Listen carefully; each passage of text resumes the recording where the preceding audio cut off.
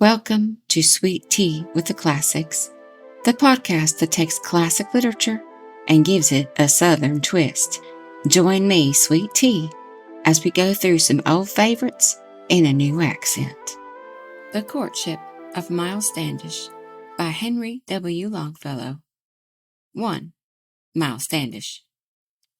In the old colony days, in Plymouth, the land of the Pilgrims, to and fro in a room of his simple and primitive dwelling, clad in doublet and hose and boots of Cordovan leather, strode with martial air Miles Standish, the Puritan captain.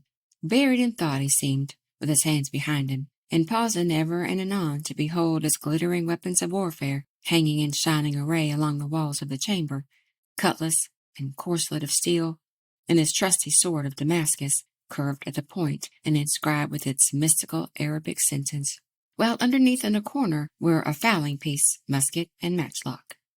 Short of stature he was, but strongly built and athletic, broad in the shoulders, deep-chested, with muscles and sinews of iron. Brown as a nut was his face, but his russet beard was already flaked with patches of snow, as hedges sometimes in November.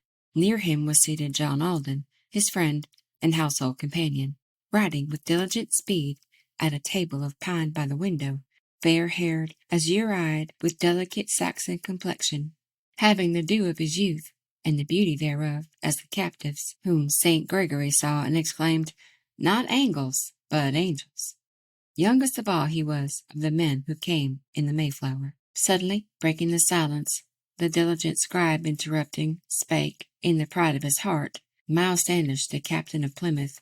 "Look at these arms," he said, "the warlike weapons that hang there, burnished and bright and clean, as if for parade or inspection.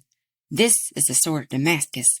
I fought with it in Flanders. This breastplate, well, I remember the day, once saved my life in a skirmish.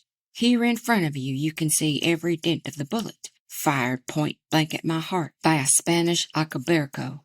Had it not been of sheer steel, the forgotten bones of Miles Standish would at this moment be mould in their graves in the Flemish morasses." Thereupon answered John Alden, but looked not up from his writing, "Truly, the breath of the Lord has slackened the speed of the bullet. He in his mercy preserved you to be our shield and our weapon." Still the captain continued, unheeding the words of the stripling, "See how bright they are burnished, as if in an arsenal hanging. That is because I have done it myself, and not left it to others. Serve yourself, you will be well served, is an excellent adage. So I take care of my arms, as you of your pens and your inkhorn. Then, too, there are my soldiers, my great invincible army, 12 men, all equipped, having each his rest and his matchlock. 18 shillings a month. Together we diet and pillage, and like Caesar, I know the name of each of my soldiers." This he said with a smile that danced in his eyes as the sunbeams dance on the waves of the sea, and vanish again in a moment. Alden laughed as he wrote, and still the captain continued, "Look, you can see from this window my brazen howitzer planted high on the roof of the church, a preacher who speaks to the purpose, steady, straightforward, and strong, with irresistible logic, orthodox, flashing conviction right into the hearts of the heathen. Now we are ready, I think, for any assault of the Indians. Let 'em come if they like, and sooner they try it the better.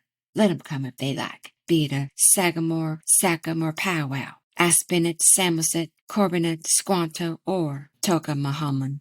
Long at the window he stood, and wistfully gazed on the landscape, washed with a cold gray mist, the vapory breath of the east wind, forest and meadow and hill, and the steel blue rim of the ocean, lying silent and sad in the afternoon shadows and sunshine. Over his countenance flitted a shadow, like those on the landscape.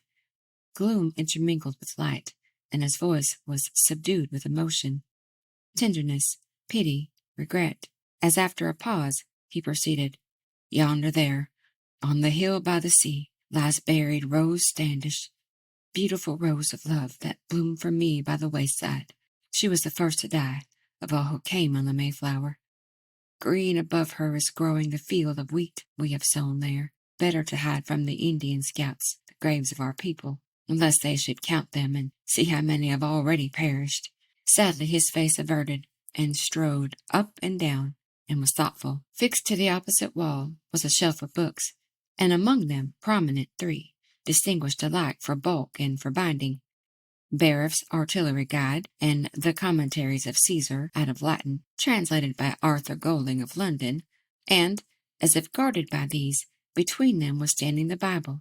Musing a moment before them, Miles Standish paused, as if doubtful which of the three he should choose for his consolation and comfort, whether the wars of the Hebrews, the famous campaigns of the Romans, or the artillery practice designed for belligerent Christians. Finally, down from its shelf he dragged the ponderous Roman, seated himself at the window, and opened the book, and in silence turned over the well-worn leaves, where thumb marks, thick on the margin, like the trample of feet, proclaimed that battle was hottest. Nothing was heard in the room but the hurrying pen of a stripling, busily writing epistles important to go by the Mayflower, ready to sail on the morrow, or the next day at the latest, God willing.